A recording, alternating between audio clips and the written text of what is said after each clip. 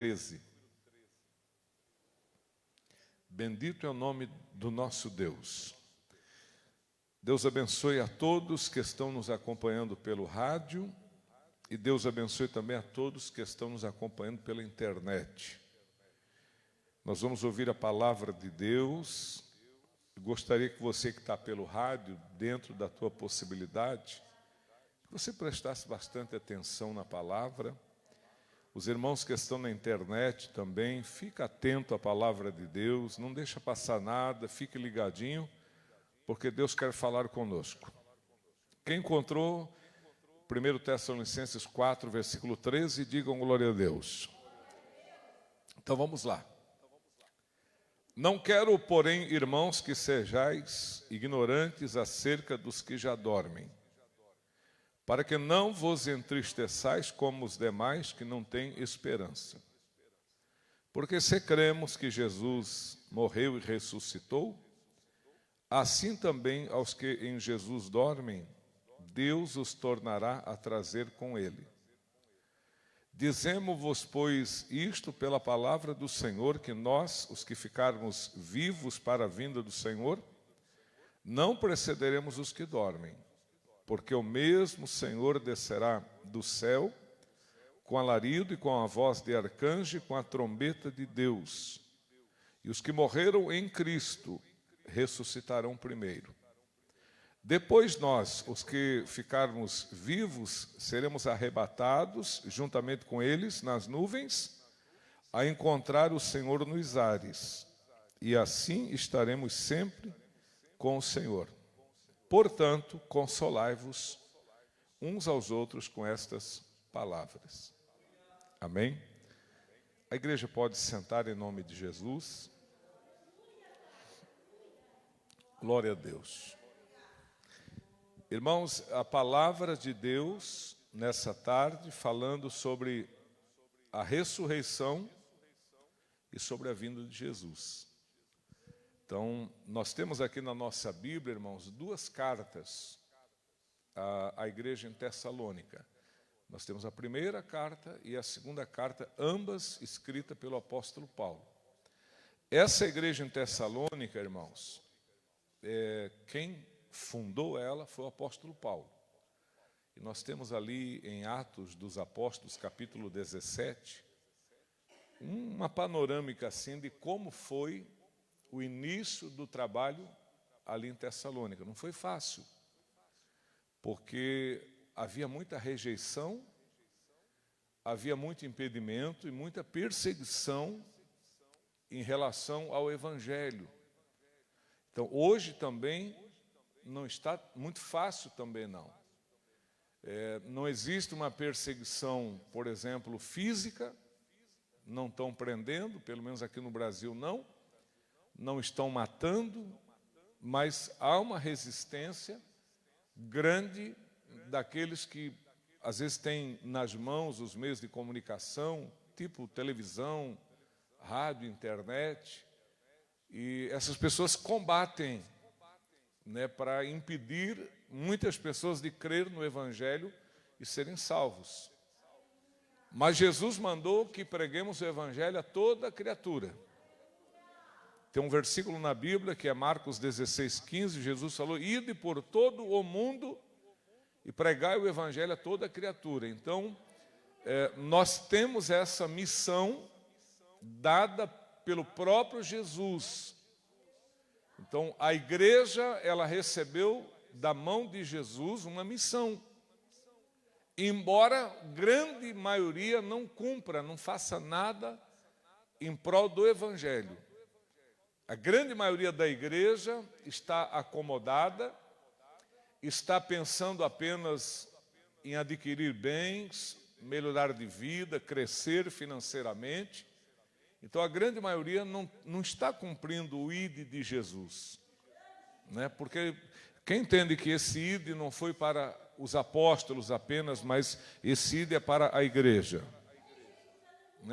Então, se eu fosse perguntar aqui, irmãos, quanto tempo faz que você não prega, que você não evangeliza, que você não visita, que você não fala de Jesus para alguém, olha, tem pessoas aqui que talvez faça muito tempo que você não faz mais isso, né? E muitos têm recebido dons, mas é igual a parábola dos 10 talentos, né? Um recebeu 5, outro recebeu 2, e houve aquele que recebeu 1, e ele achou melhor enterrar, deixar quieto. Quando o Senhor voltasse, ele desenterrava, devolvia e pronto, estava resolvida a questão. Mas, no entanto, essa pessoa que enterrou o talento de livre, espontânea vontade, ela pagou um preço caro. E pelo que a Bíblia mostra, o preço que ela pagou foi a perda da salvação, meus irmãos. Então, muitas das vezes, a gente se apega naquela frase: eu não faço mal para ninguém. Mas, em contrapartida, também não fazemos o bem para ninguém, né? E a Bíblia fala na carta de Tiago, capítulo 4, versículo 17, que aquele que sabe fazer o bem e não faz, ele comete pecado.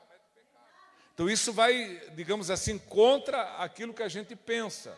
Porque nós pensamos que pecado é fazer o mal, mas a Bíblia diz que pecado também é deixar de fazer o bem.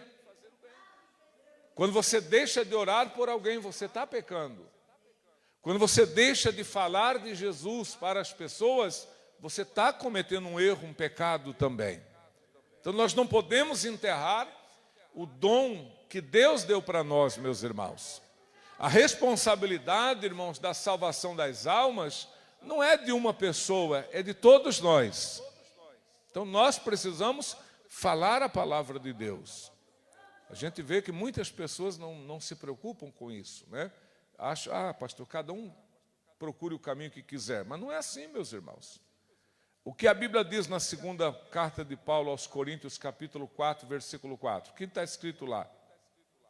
Alguém lembra? O Deus deste século, Satanás, ele fez o quê? Cegou o entendimento do incrédulo para que não veja resplandecer a glória do Evangelho. Então nós não podemos deixar a sociedade escolher o caminho, por quê? Porque a Bíblia diz que eles estão cegos. O mundo jaz no maligno. Por melhor intenção que a pessoa tenha, se ele não ter um conhecimento, ele acaba fazendo coisas erradas. Então nós temos a responsabilidade de ajudar as pessoas a ter a sua visão aberta, os seus olhos abertos. E como é que a gente vai fazer isso, igreja? Através da palavra, né? Então Paulo chegou ali em Tessalônica, foi difícil, irmão. Diz a Bíblia que os judeus, eles pegaram lá um grupo de pessoas desocupadas e pagaram. Olha que absurdo. Os judeus pegaram um grupo de pessoas desocupadas, toda a cidade tem desocupado. Você passa num lugar aí, não tem gente na marquise, gente aqui, gente ali.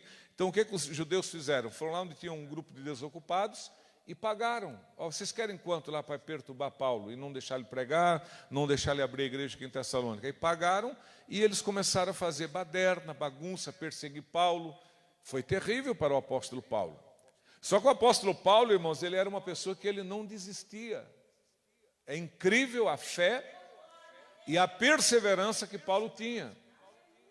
Irmão, como Jesus escolhe certo, né?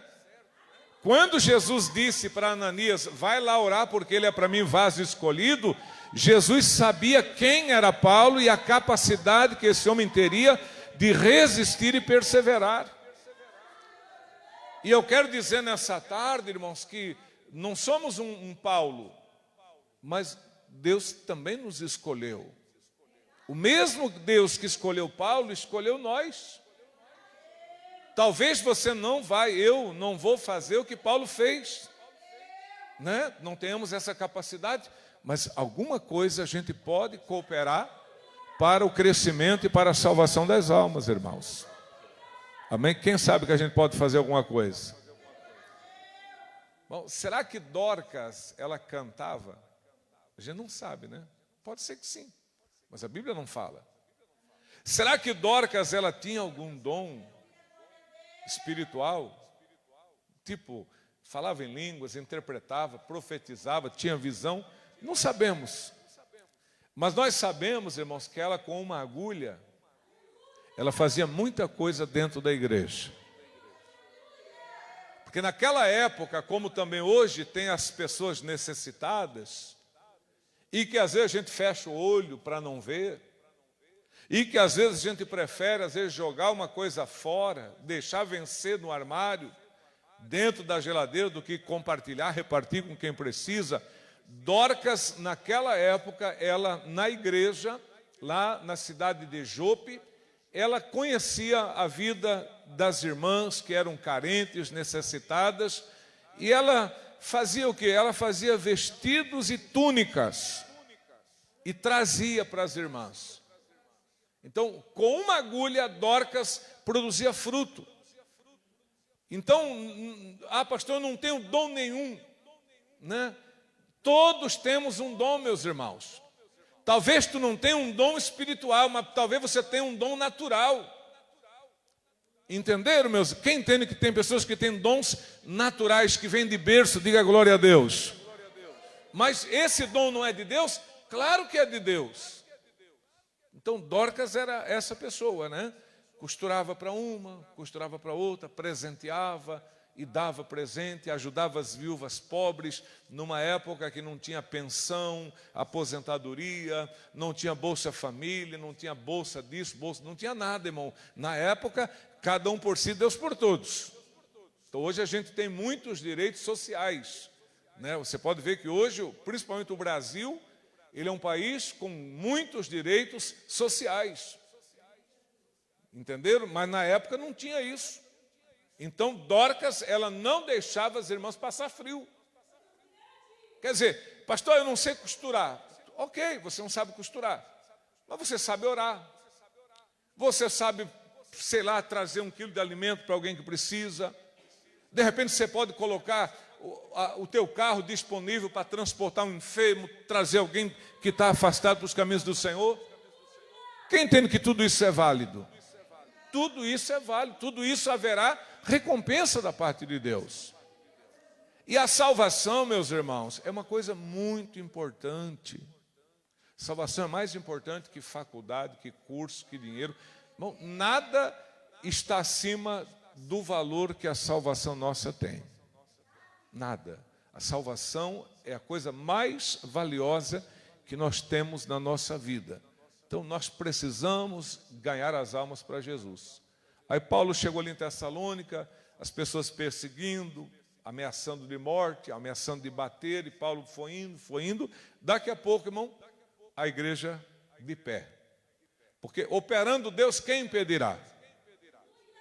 Bom, quantos que tentaram calar a igreja? Quantos que tentaram imobilizar a igreja? Quantos que tentaram impedir o crescimento da igreja? Quantos que tentaram destruir a igreja? Eles passaram, se acabaram, deixaram de existir, e a igreja está firme de pé, esperando a vinda de Jesus. Porque a igreja é a noiva do Cordeiro, meus irmãos. Glória seja dada ao nome desse Deus que é maravilhoso, meus irmãos. A vitória é nossa pelo sangue de Jesus. Então, se levantaram pessoas, nações, autoridades, reis, presidentes, não conseguiram destruir a igreja. A igreja está viva, a igreja está de pé, a igreja está preparada para a volta de Jesus. A igreja está alegre esperando a vinda de Jesus. Cada dia que passa, nos aproximamos mais da eternidade.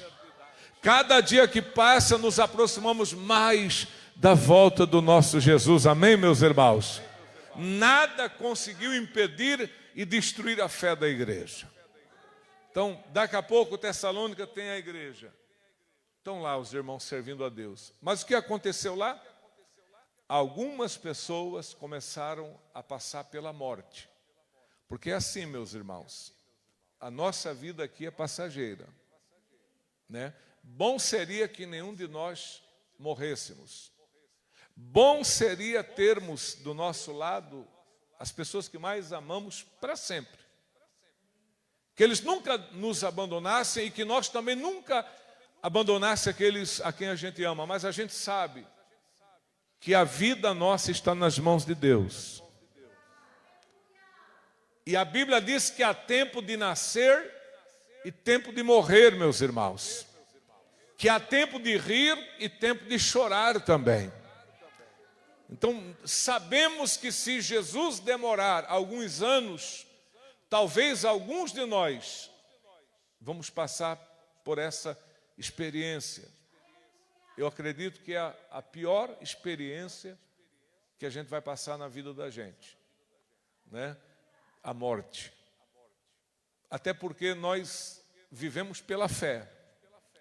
Nós nunca tivemos alguém que foi lá e disse, olha, não sei a escritura, mas eu digo presencialmente. Nós nunca tivemos alguém de forma presencial que disse, olha, eu tive lá, eu vi, é assim, é assado, eu estou aqui, papapi. Não, o que nós sabemos e cremos é através da escritura.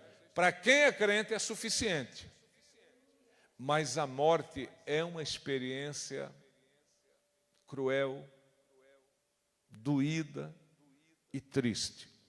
Veja que Paulo começa aqui no capítulo 4, versículo 13, dizendo, irmãos, eu não quero que vocês sejam ignorantes acerca dos que já dormem, para que vocês não fiquem tristes como aqueles que não têm esperança. Por que Paulo está falando assim? Porque haviam pessoas tristes em Tessalônica.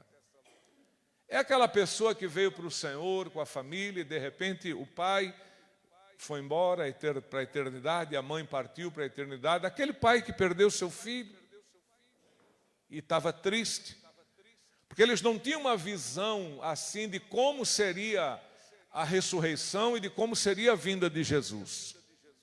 Então as informações que eles tinham, irmãos, não era que nem hoje que nós temos uma Bíblia dividida por livros, capítulos e versículos, notas de rodapé, bíblias de estudo. Não era que nem hoje, que você tem acesso ao livro impresso, bonito, cheiroso, gostoso de folhear. Na época, irmãos, a maioria das pessoas vinham para a igreja de mãos abanando. Eles não tinham um exemplar da Bíblia para trazer. A maioria das pessoas terminava o culto e ia para casa. O que ele aprendeu na igreja, ele aprendeu. Em casa ele não aprendia nada. Por quê? Porque ele não tinha acesso à Escritura. E para e pensa o grande número de analfabetos que existia na época. Grande maioria das pessoas não frequentava escolas, não era alfabetizada, não sabia escrever nem o próprio nome. Então isso ali, irmãos, digamos, era privilégio não de muitos. Saber escrever, ler, era privilégio de poucos na época. Então, a pessoa vinha para um culto que ela aprendia, saído do culto, ela não aprendia mais nada, ela não tinha onde pesquisar, onde ler, né? Então era muito difícil. Então o que aconteceu? Alguns irmãos, por falta de conhecimento, não por preguiça. Hoje, as pessoas que não têm conhecimento é porque não querem. Porque são pessoas alfabetizadas, pessoas inteligentes, pessoas com acesso à Bíblia, ao livro, acesso a livros de autoajuda para entender a Bíblia. As pessoas não têm conhecimento. Quem não tem conhecimento hoje não tem porque não quer. Mas na época não. Não era preguiça, não era má vontade, era o quê? Dificuldade para aprender. Então não era fácil. E aí quando começou a morrer alguns irmãos da igreja, a igreja ficou triste. Por quê? Porque eles pensavam assim, que quem morria não faria parte do arrebatamento. Então o entendimento era esse. Perdi minha mãe, tadinha. A gente estava esperando a volta de Jesus, Jesus não veio, agora minha mãe partiu e eu fiquei sem a mãe. Aí Paulo escreveu para ensinar. Paulo disse, irmãos, é o seguinte, eu não quero que vocês fiquem tristes como aqueles que não têm esperança. Porque se nós cremos que Jesus Cristo morreu e ressuscitou, Deus também vai trazer de volta aquele que em Jesus dorme. E aí Paulo está ensinando os irmãos a ter esperança. É aquilo que Jesus disse em João capítulo 11, versículo 25. Eu sou a ressurreição e a vida. E aquele que crê em mim, ainda que esteja morto, viverá, disse Jesus. Quem tem Jesus não morre, meus irmãos. Quem tem Jesus, ele passou da morte para a vida, louvado seja o nome do Senhor. Quantos aqui tem Jesus na sua vida? Amém? Então, você não morre, você já passou da morte para a vida. Agora sim, ó, esse corpo aqui, irmão, ele tem um prazo, digamos, de validade.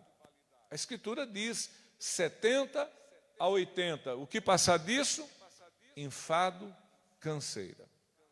Irmão, tu queria viver 1000 anos nesse corpo, com dor nas costas, pressão alta, com pedra no rim, pedra na vesícula, falta de ar? Você gostaria de viver eternamente nesse corpo, chegando na velhice, com todas as complicações que a velhice tem? Tontura, falta de apetite, e tantos problemas que a velhice traz. Irmão, nenhum de nós gostaríamos de viver eternamente nesse corpo. Vai chegar um momento, irmãos, que a gente vai dizer assim: Senhor, eu não aguento mais, me leva. Eu nunca pensei que eu ia pedir para Jesus levar a minha mãe. Bom, a pessoa que eu mais amei em vida foi a minha mãe. Mas chegou uma hora, irmãos, que eu olhava ela naquele leito de hospital, eu disse: Jesus, tem misericórdia, leva a minha mãe. Toda hora furando, e aperta, e fura, e aplica e tal. Eu pensei: meu Deus, é melhor que vá com o Senhor e descanse. E eu pedi para Deus levar a minha mãe. Eu nunca pensei que eu teria coragem de fazer isso, mas eu fiz. E hoje eu sei que se eu chegar num estado da minha vida que também fosse mais sofrimento do que alegria, mais dor do que prazer, eu também vou dizer: Senhor, me leva, eu não quero mais ficar aqui. Amém, meus irmãos? Então, a morte, irmãos, é algo que é inevitável a nós. A única opção para a gente não morrer é se Jesus voltar. Se Ele voltar, a gente escapa da morte. Amém? Quem gostaria que Ele voltasse? Eu gostaria. Era melhor. Mas eu não sei se vai dar tempo dele voltar antes que eu me vá ou antes que os irmãos se vão. Então, o que eu preciso fazer? Eu devo me preparar para essa hora. Tem que estar preparado. Irmãos, eu tenho que ter esperança. Né? Foi o que Paulo disse: irmãos, eu não quero que vocês fiquem tristes como os demais que não têm esperança. Você já viu a morte do ímpio? Já viu o sepultamento do ímpio? As pessoas gritando, querendo entrar na sepultura junto, querendo pular em cima do caixão, porque são pessoas que não têm esperança. Mas quem tem esperança sabe que aquele corpo depositado ali naquela terra, dentro daquele cemitério, está indo ao encontro do Senhor, e que brevemente nos veremos no céu na presença de Deus, irmãos. Glória a Deus. Quem é que tem essa esperança? E Pandalamastia, glória a Deus. Bendito é o nome de Jesus Cristo, irmãos. O problema da morte é a dor da separação, irmãos. Esse é o problema da morte. Meu pai morreu em 1977. Olha quantos anos. E eu fiquei sem pai até hoje. Minha mãe morreu em 2004. Eu estou sem mãe até agora. Meu avô morreu em 92. Né? Eu sei a data porque eu ajudei a sepultar, aí a gente não esquece. Né? Então é difícil esquecer. Minha tia, uma das tias que eu gostava muito, morava com a gente, morreu em 83. Nunca mais vi. Mas pela Bíblia tenho esperança de vê-los. Tenho essa esperança. Por quê? Porque nós somos seres imortais, irmãos. A nossa carne, ela morre, mas o nosso espírito não. A nossa carne, ela tem um tempo de vida, mas o nosso espírito foi criado para viver eternamente, meus irmãos. E Deus tem preparado um lugar lindo para a gente morar, meus irmãos, que é uma cidade chamada Nova Jerusalém. E aí Paulo começou a dizer: irmãos, se a gente crê que Jesus Cristo morreu e ressuscitou, vamos crer que também que aquele que em Jesus dorme, Deus vai trazer novamente. Aí Paulo disse quando. Paulo não fixou data. A pior coisa que tem, irmão, é pessoas querer fixar a data, né? Eu estou vendo aí na internet agora um grupinho se levantando, fixando data para 2026. É um tiro no pé, como a gente costuma falar. Está lá, Jesus disse, o dia é a hora? Ninguém sabe. Pronto. É só o Pai, né? Então, não vem fixar data que está fora da Bíblia, né? Então tá. Mas Paulo disse como seria. Paulo disse, olha, irmão, vai ser assim, ó. O Senhor descerá sobre as nuvens. Paulo mostrou para a gente como vai ser. O Senhor descerá sobre as nuvens. Vai ser ouvido, irmãos, pela igreja, a voz do arcanjo, a trombeta de Deus e um grande alarido. A igreja é quem vai ouvir estas três manifestações: trombeta, voz do arcanjo e alarido. E Paulo diz que os que morreram em Cristo ressuscitarão primeiro. Eu gosto muito da 1 de Coríntios, capítulo 15, versículo 50, onde Paulo diz que a carne e o sangue não podem herdar o céu. E aí Paulo diz que haverá uma transformação num abrir e fechar de olhos ante o toque da última trombeta. Paulo então diz que a trombeta soará, os mortos ressuscitarão incorruptíveis, os vivos serão transformados, tudo simultaneamente, é simultâneo. Lá no cemitério, túmulos se abrindo, sepulturas se abrindo, mortos ressuscitando já com o corpo glorificado, e nos demais lugares das cidades e países, os vivos sendo transformados. O morto ressuscita, o vivo é transformado, e juntos subimos a encontrar Jesus nas nuvens. Aleluia! Oricalabachanda candarabachai. Quantos se alegram pela vinda do Senhor? Levante o sua mão e diga glória a Deus. Vai ser a coisa mais linda que vai acontecer nas nossas vidas, meus irmãos. Mortos ressuscitando incorruptíveis, vivos sendo transformados, ganhando um corpo incorruptível e subindo, voando sem asas. Amém, meus irmãos? Que coisa extraordinária. Voar sem asas.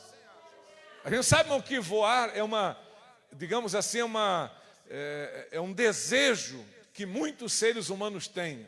Haja visto criação de aviões, helicópteros, balões, asas delta e uma série de outras coisas que eles usam para voar, que eu não sei nem dizer o nome, mas o ser humano, ele almeja voar, ele almeja ver o mundo de cima, mas no dia da vinda do Senhor, receberemos um corpo que voará às mais altas alturas, veremos o mundo de cima, mas na verdade os nossos olhares estarão fixos em Jesus, o autor e consumador da nossa fé, meus irmãos. Vai ser glorioso esse dia, igreja. Vai ser um dia lindo, meus irmãos. Amém? Então, tudo isso Deus tem preparado para nós. Agora, meus irmãos, não vai querer desistir agora. Você que está no caminho do Senhor, não desista. Você passou tantas coisas ruins na tua vida, tanta dificuldade. Principalmente quem é mais velho aqui, de mais idade. Quanta dificuldade, igrejas longes, dificuldade financeira. A ver, não tinha um sapato adequado, não tinha uma camisa adequada, não tinha um casaco, não tinha uma comida direito para se alimentar, mas a gente estava firme na fé, firme. Então agora não é hora de desistir, meus irmãos. Não é hora de pararmos, de deixarmos as coisas de Deus de lado, de negligenciarmos com a nossa salvação, igreja. Agora é o momento de nos agarrarmos cada vez mais com Jesus, irmãos. Irmãos, eu acredito que o pior já passou, que os tempos difíceis da nossa vida já ficaram para trás, meus irmãos. Deus tem coisas maravilhosas para nós. Vamos nos preparar para esse dia, meus irmãos. Agora, veja, o dia do Senhor virá como ladrão. Lembra que Jesus disse? Vigiai, porque o dia do Senhor virá como ladrão de noite. Quem é que espera o ladrão, né? Ninguém. Uma das práticas preferidas do ladrão é quando a pessoa está dormindo. Quem está dormindo, irmão, não tem noção do que está acontecendo ao redor. E é o que está acontecendo com muitos irmãos, né? Uns culpam o governo, outros culpam o real, outros culpam tal pessoa. Irmão, é o cumprimento da palavra, meus irmãos. Irmãos, eu vou assegurar para vocês uma coisa. Jesus está para voltar a qualquer momento, meus irmãos. A vinda do Senhor, ela não está muito longe de acontecer. Porque vejam, Mateus capítulo 24 fala dos sinais. E qual sinal ali que não se cumpriu? Ah, pastor, o evangelho pregado em todo o mundo. Irmão, nos dias de Paulo, está na Bíblia, eles alcançaram o mundo inteiro. Nos dias de Paulo. A igreja primitiva, ela evangelizou todo mundo da época. Agora, o que está acontecendo, irmão? Hoje vai missionário para o Afeganistão, vai missionário para o Iraque, vai missionário lá para a Ásia, né, para os países da Ásia. Tudo isso teve igreja já no passado. Lembra que a Bíblia fala muito das cidades e países da Ásia? Todos foram evangelizados, vomitaram o evangelho, expulsaram o evangelho da vida deles. Como o Brasil também está expulsando da vida deles agora também o Brasil. Quando um país, irmão, ele tem uma certa, digamos assim, um certo conforto material, as pessoas relaxam com a vida espiritual. Quando não tinha carro, todo mundo vinha a pé para a igreja. Hoje as famílias têm carros bons, um vem no carro, os outros ficam em casa dormindo, comendo, navegando na internet, brincando disso, arrumando aquilo para fazer. As pessoas, Deus abençoa e eles vão virando as costas para o Senhor. Há uns anos atrás, irmão, poucas igrejas tinham programa no rádio. Quando você ligava um rádio, tinha um programa de igreja, era um milagre. Meu Deus, que bênção. Era 24 horas no ar, tocando música, falando de manchete policial e coisas que não prestava, meia hora, 15 minutos do evangelho, e aquilo as pessoas ouviam com tanto prazer.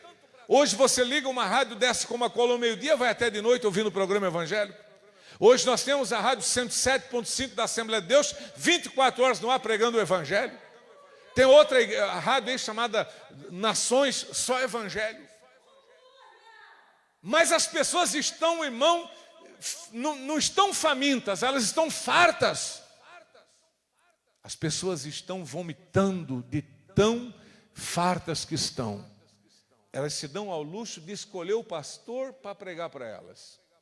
Elas se dão ao luxo de pagar para entrar no ambiente, né? Não querem mais esse evangelho simples. Não, vai ter uma palestra, quanto é que é? 50, 150, vai ter um cantor de fora, 200. Eles pagam, porque eles estão tão fartos que eles já não conseguem se alimentar com as coisas de Deus. Então eles pagam para ver se conseguem satisfazer a alma.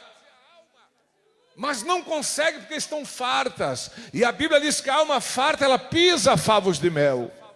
Mas a alma faminta, o amargo, vira doce na boca dela. E pandalamasta, aleluia. Oh, bendito é o nome. Como é que está a tua alma? A tua alma está farta ou a tua alma está faminta pelas coisas de Deus? Quem ainda sente fome pelas coisas de Deus? Quem ainda sente fome pelas coisas de Deus? Aleluia. Às vezes quando eu visito alguém em casa, a pessoa chora. Ah, que saudade do culto, saudade dos irmãos. Ah, que vontade de ir na igreja, não pode mais. E quem pode não está querendo. Quem tem condição não vem. Quem pode participar não participa. Mas vai chegar um dia que essas pessoas também vão sentir fome de querer se alimentar com as coisas de Deus e às vezes não vão conseguir mais. Portanto, aqui nessa tarde, você que está desviado, você que está me ouvindo pelo rádio, afastado, desviado, voltou a beber, voltou a fumar, voltou a usar droga, volta para Jesus, meu irmão e minha irmã. Jesus Cristo te ama e essa palavra é para você nessa tarde. Se arrependa dos seus pecados enquanto é tempo. Jesus está voltando. E segundo a Bíblia, só vai subir quem estiver preparado, irmãos. Lembra da parábola das 10 virgens? Virgem com lâmpada apagada, sem óleo não sobe. Só vai subir aqueles que estiverem com a lâmpada acesa, cheios da presença do Senhor. Oh, glória a Deus, aleluia! Quem ainda tem a presença do Senhor na sua vida, levante essa mão, glorifique o nome do Senhor aqui nessa tarde. Ele disse: cedo venho, e o meu galardão está comigo para dar a cada um segundo as suas obras. Ele virá e só vai subir quem estiver preparado, meus irmãos. Jesus disse: 2 estarão numa cama, um será tomado e outro será deixado. 2 estarão no campo, um será levado e outro será deixado. Haverá uma separação, meus irmãos, naquele grande dia. O Senhor conhece os fiéis, o Senhor sabe os que estão preparados. E essa palavra está vindo aqui nessa tarde para que aquele que não está preparado se prepare, para que aquele que não está conseguindo ser fiel, que se esforce e seja fiel ao Senhor, porque a vinda de Jesus está tão próxima, meus irmãos. Aleluia, que Deus abençoe. Bate as palmas bem forte para Jesus nessa tarde. Bem forte as palmas para Jesus. Aleluia. Glória a Deus. Diga glória ao Pai, glória ao Filho e glória ao Espírito Santo. Mas graças a Deus, que sempre nos dá vitória, por nosso Senhor e Salvador Jesus Cristo. Amém. Canta comigo assim, ó. Nas nuvens que Jesus subiu, na mesma ele voltará. Nas nuvens que Jesus subiu, na mesma ele voltará. Prepara a igreja, Jesus se aproxima. Desperta tu que dormes e acende a lamparina. Prepara a igreja, Jesus se aproxima. Desperta tu que dormes e acende a lamparina. Nas nuvens que Jesus subiu, na mesma ele voltará. Nas nuvens que Jesus subiu, na mesma ele voltará. Prepara a igreja, Jesus se aproxima. Desperta tu que dormes e acende a lamparina. Prepara a igreja, Jesus se aproxima. Desperta tu que dormes e acende a